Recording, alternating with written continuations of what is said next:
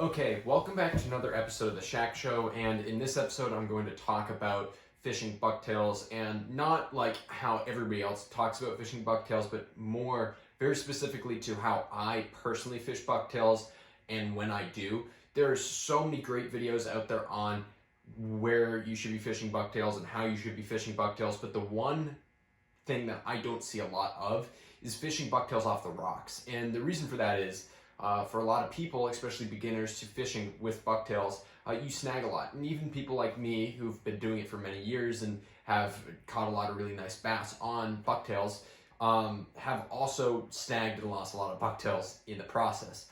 But one of the most underutilized places that I've found people don't use bucktails very often are boulder fields. And obviously, in my opinion, boulder fields are one of the best places ever to fish for striped bass. I feel like they're the most aggressive when they're there, and they tend to be big too. Like a lot of the fish you catch off boulder fields are going to be very, very big bass, and some of the biggest bass I've ever caught have been off of boulder fields. So one of the best plugs that mimics a lot of different bait and catches really big bass are bucktails. And I'm going to kind of go through the bucktails that I use a little bit, but I don't want to go really in depth because everybody talks about like what are the best bucktails to use. So I'll just go through the ones that I've used in the past. So like I tend to use very light bucktails when I'm fishing off the rocks. For the most part, I'm going to be fishing bucktails that are from 3/8 of an ounce, I believe, which is like, what is it? Well, there's a bunch of light ones over there. I'm just, whatever. So I use a bunch of really light bucktails. Like this is a really light bucktail. And I'll use bucktails up to an ounce, and an ounce and a half is probably the heaviest that I'll go. But for the most part, I'll be using half-ounce bucktails. But I like to use light bucktails. I believe this is like a very old S&S bucktail. This is a great one. I always use jig strips at the end of it. I like the Fat Cow split-tailed jig strips. Those tend to be my favorite ones that I use. And, you know, this is a custom bucktail that somebody gave me at one point. Which is great. I mean, you have a lot of extra feathers here, so this will float. And this is something that you can use and is very productive. And then you have ones that have much less hair and sink a lot faster. This is, I'm not exactly forgetting, blanking hard right now on Spiro. This is a Spiro bucktail. And these are pretty good. I've caught a lot of really big bass actually on these bucktails, surprisingly. And then I forget the name of this one, but this is another great bucktail. This one has a ton of hair and some like flash on it too. And this is a great bucktail. It has a really, really strong hook, and the smaller ones from this person that makes these are great too because it has really strong hooks, which is important as well. So I use a variety of bucktails, but for the most part, the thing that stays consistent is the fact that I'm going to be throwing lighter stuff, nothing over probably an ounce and a half, and that's even for the biggest conditions I fish.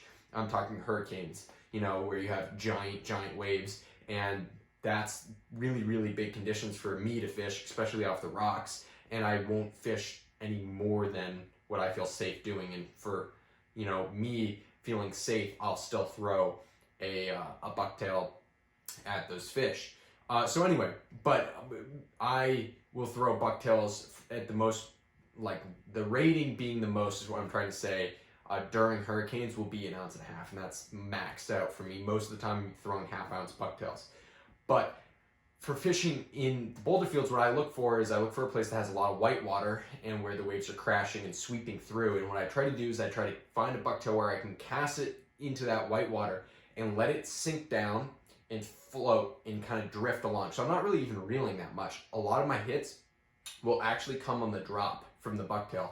So I'll cast it out there, I'll gather up my line, my slack, until I can feel the bucktail, and I'll let it sink, and I'll let it sink, and I'll let it sink. And as it's sinking and drifting in the current, that's when I always get that hit.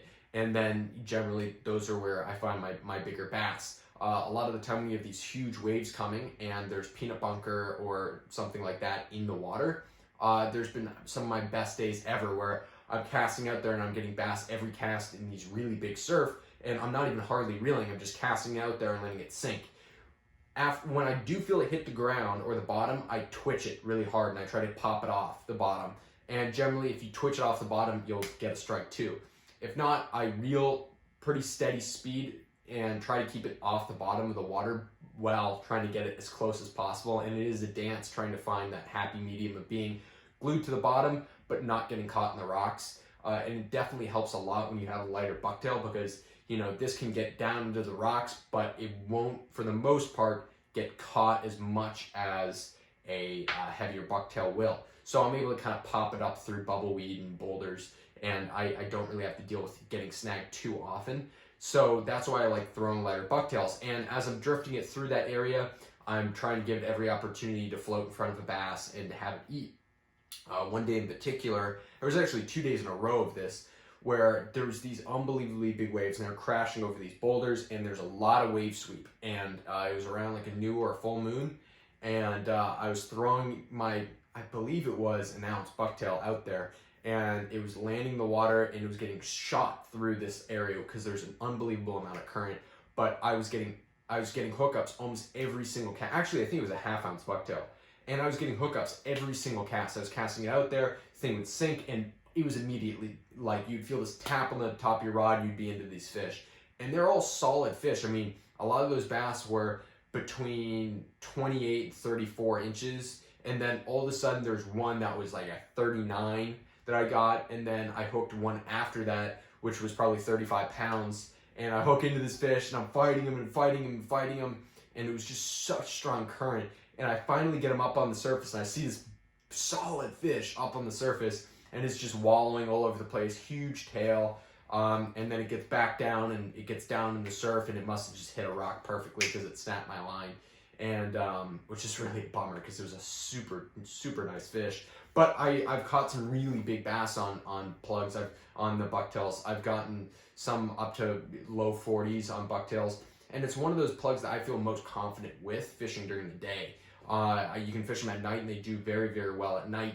But for something that catches really big bass during the day, I fish primarily topwater plugs during the day, because I believe that like if I'm going to have the best chance possible of pulling the biggest fish in that area, it's going to be on a topwater plug.